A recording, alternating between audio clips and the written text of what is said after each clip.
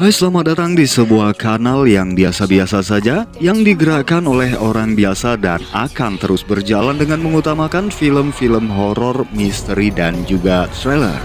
Dengan saya Dev dan inilah dia The Uninvited.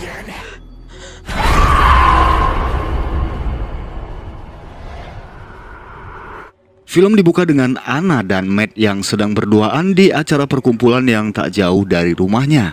Matt mencoba merayu Anna untuk berhubungan, namun Anna tampak tak siap. Ajakan itu hanyalah merusak mood Anna yang kemudian melangkah pergi berniat kembali ke rumahnya. Hadir juga Alex, saudarinya di sana. Tak menghiraukannya, Anna terus melangkah pergi melewati hutan kecil. Di sana ia mendapati 3 kantong plastik besar berada di bawah pohon. Anna yang penasaran mendekati, mencoba membuka kantong itu yang tiba-tiba saja bergerak mengeluarkan seorang anak perempuan yang telah tewas dengan tubuh yang membusuk. Seseorang menghabisi anak itu dengan sangat kejam. Memperhatikan temuannya, Anna dikejutkan ketika tiba-tiba saja anak itu bergerak dan berpesan kepadanya untuk jangan pulang. Anna yang ketakutan segera berlari menuju ke rumahnya. Setibanya di pekarangan, Anna mendengar bunyi yang berasal dari rumah di pinggir sungai yang ditempati oleh ibunya. Diketahui bahwa sang ibu saat ini sedang sakit dan meminta untuk ditempatkan di sana atas kemauannya sendiri. Ia menderita kelumpuhan sehingga perawat memasangkan lonceng di tangannya untuk memanggil seseorang jika saja ia membutuhkan sesuatu. Ibunya berusaha mengucapkan sesuatu yang tak dimengertinya sehingga Anna kembali ke rumah untuk memanggil ayahnya. Setibanya di rumah, Anna mendapati situasi rumah yang begitu sepi, merasakan keganjilan seperti sesuatu yang jahat berada di sana. Melihat tetesan darah keluar dari lubang kunci, saat itu juga sebuah lampu minyak terjatuh dan seketika api menyambar dengan cepat membakar rumah yang ditempati oleh sang ibu. Kejadian itu menewaskan ibunya, membuat Anna depresi dan berusaha mengakhiri hidupnya sehingga Anna harus menjalani rehabilitasi kejiwaan di rumah sakit. 10 bulan dirawat, Dr. Sieberling mengevaluasi kondisi kejiwaan Anna yang tampaknya telah stabil. Namun Anna masih tak mengingat sepenuhnya terkait apa yang terjadi malam itu, yang menurut dokter ingatan itu akan kembali seiring berjalannya waktu. Berdasarkan hasil evaluasi, dokter memutuskan bahwa Anna telah pulih dan mengizinkannya untuk pulang, memulai kembali kehidupannya. Kabar itu menggembirakan Anna yang dengan antusias membereskan barang-barangnya bersiap pergi dari sana dengan sang ayah yang telah menunggunya di luar gedung. Ketika itu seorang pasien wanita menghampirinya. Ia adalah teman baik Anna di sana. Mereka kerap kali menghabiskan waktu untuk bercerita dan kepergian Anna merupakan sebuah kehilangan baginya.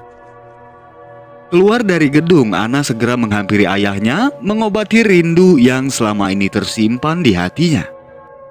Kemudian mereka melanjutkan perjalanan menuju ke rumah. Ayahnya adalah seorang penulis. Di dalam mobil, ia memberikan sebuah kejutan berupa buku yang didedikasikannya untuk Anna dan Alex, saudari perempuannya. Memberikan sekotak kue yang sengaja dibuat oleh Rahel untuk Anna. Rahel merupakan seorang wanita yang kini menjalin hubungan dekat dengan ayahnya. Setibanya di rumah, Anna bergegas menuju ke kamarnya, kembali tidur di kasur yang sangat dirindukannya. Dari jendela, Anna melihat saudarinya Alex sedang berenang, kemudian mengganti pakaiannya. Anna berniat menemui Alex. Di depan pintu, Rahel sudah menunggunya, berkata dengan lembut menyapa Anna, juga menyampaikan niatnya untuk menyelenggarakan pesta menyambut kepulangan Anna. Anna tampak dingin menanggapinya. Sepertinya Anna tak menyukai keberadaan Rahel di rumah itu, juga hubungannya dengan sang ayah. Lalu pergi ke rumah kayu di pinggir sungai, sebuah rumah yang mengingatkannya dengan sang ibu. Dari samping, Alex datang menemuinya. Sekian lama tak berjumpa, Anna sangat merindukan saudarinya itu. Di sana Alex menyampaikan kekecewaannya terhadap Anna karena telah meninggalkannya tanpa kabar berita. Yang mana menurut Alex, ia kerap kali menitip surat kepada sang ayah yang ditujukannya kepada Anna. Namun tak sekalipun Anna membalas suratnya. Perkataan itu membingungkan Anna karena ia tidaklah pernah menerima surat dari Alex. Sehingga mereka berpikir bahwa sang ayah tidaklah pernah menyampaikan surat-surat itu, membuat Alex marah kemudian mendatangi ayahnya. Mengungkapkan kekesalannya, namun sang ayah tampak cuek tak memperdulikannya. Lalu Alex pergi dari sana, sedangkan Anna kembali ke dalam rumah. Di dapur ia bertemu dengan Rahel yang terus mencoba bersikap baik, berharap Anna menerima kehadirannya di kehidupan mereka. Anna menyadari nuansa berbeda di rumah itu. Beberapa barang telah berpindah posisi, juga warna dinding yang telah diganti. Rahel telah mendesain ulang posisi dan warna di rumah itu, membuat Anna berpikir bahwa Rahel ingin menghapus kenangan lama ibu mereka di rumah itu.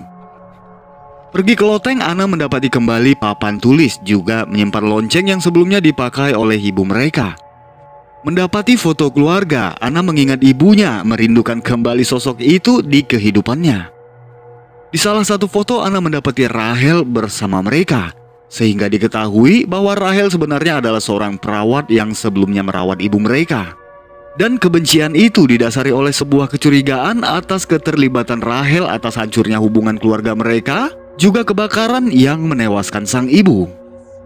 Ketika malam, Anna mencoba beristirahat, memejamkan matanya, namun sesuatu mengalihkan perhatiannya. Ketika itu ia melihat pintu kamar terbuka dengan sendirinya, membuat Anna ketakutan bersembunyi di balik selimut. Di dekatnya, Anna mendengar sesuatu dari bawah ranjang yang diikuti dengan suara lonceng, membuat suasana malam itu semakin mencekam. Lalu sebuah tangan keluar menarik selimut mencoba meraih Anna. Tiba-tiba pintu tertutup dengan keras. Anna menyadari bahwa semua itu hanyalah mimpi yang terasa sangat nyata. Menyalakan lampu, tiba-tiba Alex sudah berada di hadapannya. Kehadiran Alex membuat Anna menjadi lebih tenang. Di sana Alex tak menyukai Anna menyimpan lonceng milik ibunya, karena menurut Alex, alasan Rahel memasangkan lonceng itu kepada ibunya adalah agar ia bisa mendengar kedatangan sang ibu ketika ia sedang berhubungan dengan ayah mereka. Sebuah alasan yang pintar untuk memuluskan jalinan hubungan terlarang antara Rahel dengan sang ayah. Keesokan paginya, Anna memasangkan kembali papan tulis di tempat sebelumnya. Beberapa pukulan palu merusak dinding rumah mereka. Ketika itu Rahel datang kepadanya tanpa raut kemarahan sedikit pun. Di sana Rahel menyatakan kekagumannya atas sifat lembut yang dimiliki oleh Anna. Kemudian Anna pergi ke pinggir danau bersama Alex. Mereka berenang dan banyak bercerita tentang masa lalu, juga harapan di masa depan. Tak lama kemudian terlihat sebuah perahu yang dikendarai oleh Matt menuju ke arah mereka. Saat itu Alex segera pergi meninggalkannya. Matt adalah seorang pria yang dahulu menjalin hubungan dekat dengan Anna, dan saat ini ia bekerja di sebuah toko bahan-bahan makanan. Kedatangannya adalah untuk mengantarkan bahan-bahan yang telah dipesan oleh Rahel. Matt menyatakan kerinduannya kepada Anna. Juga beberapa kali ia berusaha untuk menjumpai Anna di gedung rehabilitasi, namun ia tak pernah berhasil. Matt mengatakan bahwa pada malam kejadian itu ia mengikuti Anna dan melihat semua yang terjadi. Saat itu seperti ada sesuatu yang ingin diungkapkan oleh Matt, namun perbincangan itu terputus karena Rahel menyadari kedatangannya dan telah tiba di sana. Ketika itu juga Matt pergi meninggalkan mereka. Sesuatu yang kemudian menjadi pertanyaan di kepala Anna. Di ruang tengah, Anna memperhatikan kedekatan hubungan Rahel dan ayahnya dengan penuh kebencian, membuatnya muak, kemudian pergi meninggalkan mereka.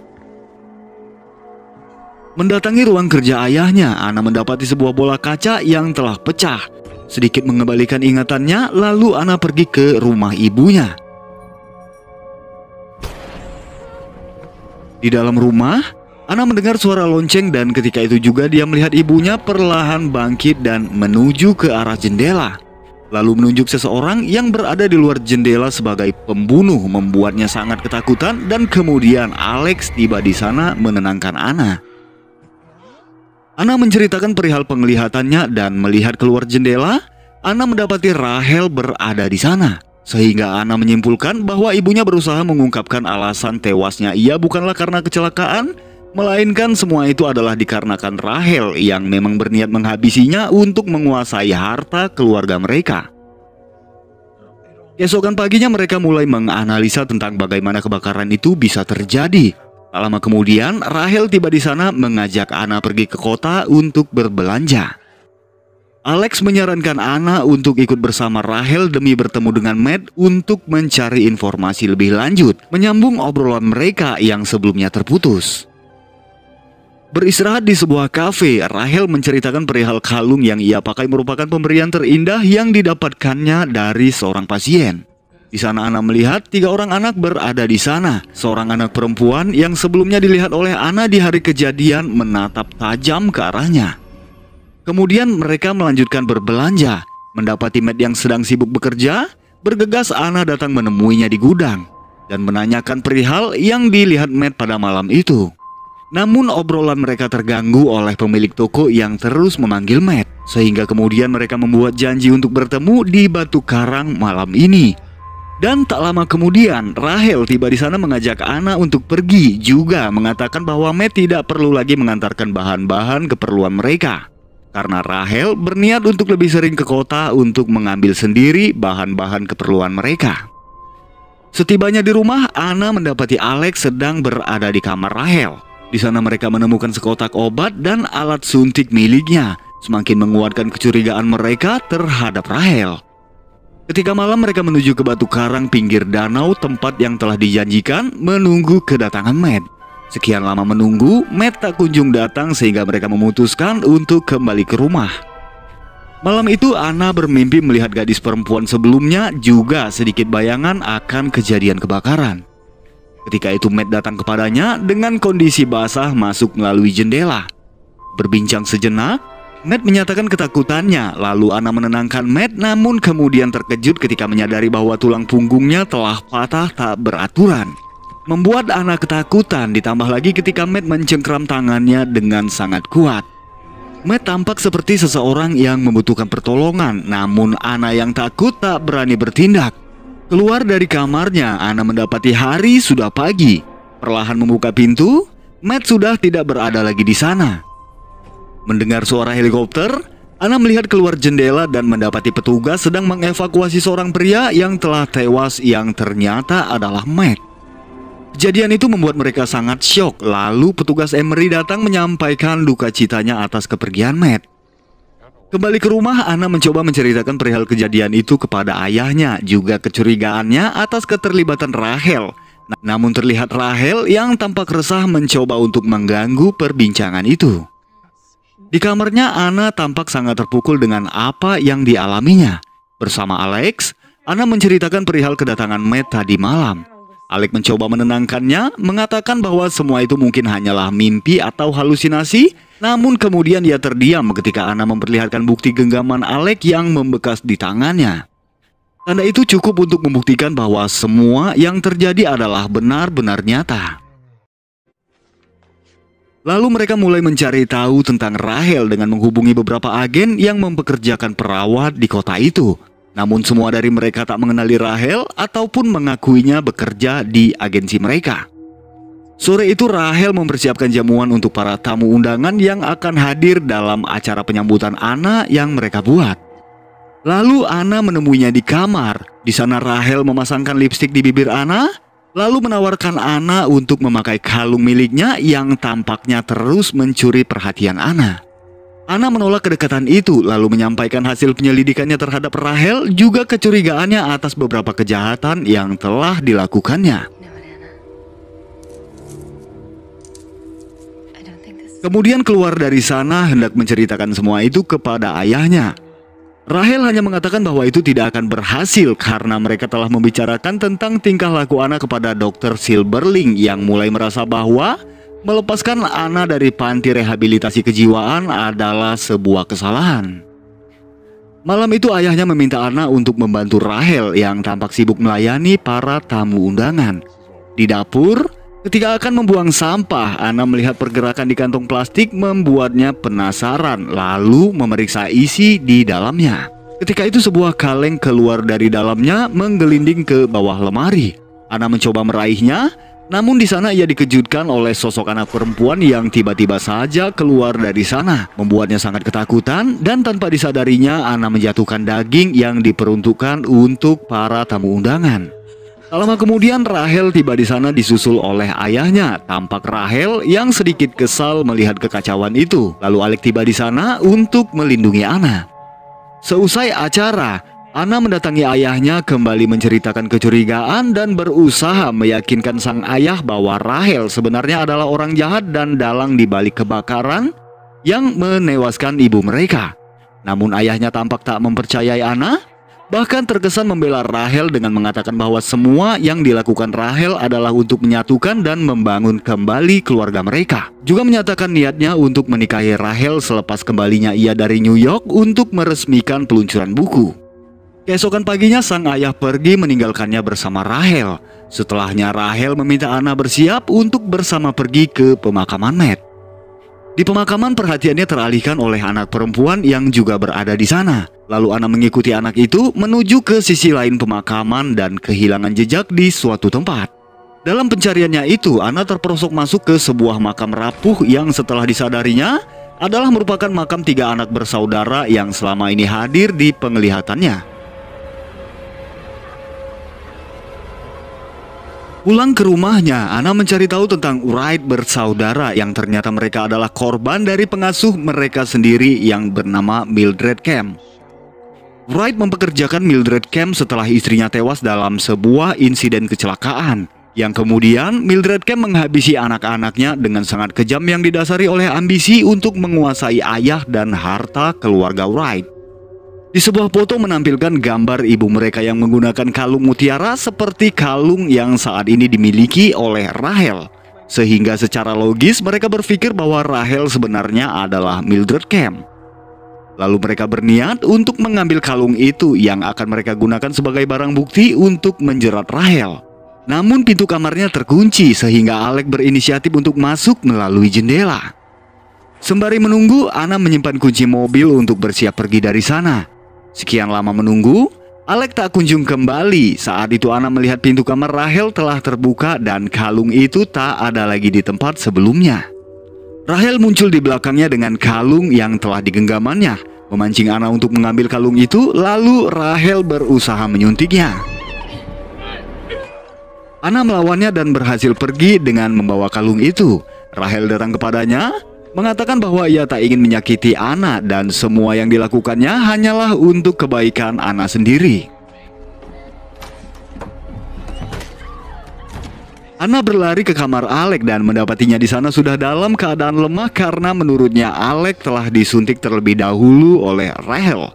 Keluar melalui jendela menuju ke mobilnya, Anna berniat pergi melaporkan kejadian ini kepada petugas Emery dengan Rahel yang berusaha untuk menghentikannya. Setibanya di kantor, Anna melaporkan semua temuan beserta barang bukti yang dibawanya. Anna meminta Emery untuk kembali ke rumah demi menyelamatkan Alex, namun Emery mengatakan bahwa tidak akan ada yang terjadi kepada siapapun di rumah itu. Lalu meminta Anna untuk menunggunya di sana. Sekian lama menunggu, Anna tertidur dan kemudian terbangun ketika berhalusinasi melihat ibunya yang ternyata adalah Rahel datang kepadanya bersama Emery, kemudian menyuntik Anna untuk membuatnya menjadi lebih tenang. Rahel membawanya kembali ke rumah, menggendong Anna menuju ke kamarnya. Kemudian Rahel mengganti baju Anna dan mengungkapkan bahwa ia tidaklah bisa memiliki seorang anak sehingga Rahel mencintai Anna sedari ia masih kecil. Dalam lemahnya, Anna melihat sebuah pisau yang berada di atas meja. Berusaha meraih, namun Rahel menghalanginya. Di pintu kamar, Anna melihat Alex berjalan perlahan mendekati Rahel. Ketika itu juga Anna kehilangan kesadarannya, dan saat terbangun dia mendapati bercak darah di lantai depan kamarnya. Mengikuti jejak itu hingga keluar rumah dan berakhir di depan tempat sampah. Perlahan Anna membuka kotak sampah dan mendapati Rahel telah tewas terbungkus di dalam kantong plastik berada di dalamnya. Dari belakang, Alex tiba dengan darah yang membasahi tubuhnya, juga pisau yang masih berada di tangannya. Terlihat Alex yang tampaknya masih sangat syok dengan apa yang baru saja dilakukannya, dan Anna mencoba menguatkan Alex, memintanya untuk tenang. Tak lama kemudian ayah mereka tiba di sana. Betapa terkejutnya ia melihat keadaan Anna, juga darah yang berceceran mengotori lantai sepanjang rumah mereka. Memegang erat tangan Alex, Anna menjelaskan kepada sang ayah terkait yang Alex lakukan hanyalah demi kebaikan dan sebuah pembalasan atas tewasnya ibu mereka. Mendengar pernyataan itu membuat ayahnya kebingungan, lalu sang ayah berusaha menyadarkan Anna untuk mendapatkan kembali ingatannya dengan mengatakan bahwa sesungguhnya Alex telah tewas di hari yang sama saat terjadinya kebakaran. Seketika Anna menjadi kebingungan ketika mendapati tubuhnya penuh darah dan Alex yang berada di cermin sebenarnya adalah dirinya sendiri. Membuatnya begitu syok, Mengetahui bahwa sebenarnya ia yang telah menghabisi Rahel lalu kembali ke rumah, Ana mengingat kembali kenangan demi kenangan yang terjadi pada malam kejadian. Malam itu Ana tiba di rumahnya mendapati keadaan rumah yang begitu sepi. Lalu mengintip dari balik lubang kunci, Ana mendapati ayahnya yang sedang melakukan hubungan terlarang dengan Rahel. Membuatnya marah lalu pergi ke rumah pinggir danau untuk mengambil bensin. Ana berniat untuk membakar rumah yang ditempati oleh ayahnya. Ketika itu Alex datang menemuinya dengan penuh amarah. Ana pergi dari sana dan tanpa disadarinya keran minyak tidaklah tertutup rapat sehingga membuat minyak tercecer di lantai kayu rumah itu. Juga Alex yang tak menyadarinya kemudian menutup pintu yang mana getarannya membuat lampu minyak terjatuh dengan aliran minyak yang mendekat ke arahnya. Ketika itu ibunya memanggil dan Alex datang kepadanya tepat ketika api itu menyambar, memicu sebuah ledakan dan dengan cepat membakar seisi rumah yang keseluruhannya terbuat dari kayu. Kenangan itu menyadarkannya. Ana meraih kembali akal sehatnya, mengingat bahwa semua yang dialaminya hanyalah sebuah halusinasi karena sebenarnya Ana belumlah sepenuhnya sembuh dari gangguan kejiwaan yang dideritanya. Keesokan paginya, petugas mengevakuasi Rahel dan membawa Ana pergi ke panti rehabilitasi. Bertemu dengan teman di depan kamarnya yang ternyata adalah Mildred Kemp, pelaku yang menghabisi ketiga anak keluarga Wright, dan film pun berakhir. Ana belumlah sepenuhnya sembuh dari gangguan kejiwaan yang dideritanya. Ana merangkai imajinasi dan hidup di dalam halusinasinya. Penglihatan tiga anak yang didapatnya adalah berdasarkan cerita yang diberikan oleh Mildred Kemp selama ia berada di panti rehabilitasi. Rahel bukanlah orang jahat seperti yang dipikirkan oleh Ana, namun benar jika ia adalah seorang wanita yang merusak rumah tangga orang tua Ana. Hubungan terlarangnya dengan sang ayah telah berlangsung lama sejak ibu mereka masih hidup, sehingga sang ibu yang mengetahui hubungan itu kemudian meminta hidup terpisah dari ayahnya di rumah pinggir danau. Sekian dari saya. Mohon maaf untuk segala kekurangan, kesalahan dalam hal penyebutan dan juga kata-kata terucap yang kurang berkenan di hati teman-teman semua. Akhir kata saya ucapkan terima kasih dan sampai jumpa di plot selanjutnya.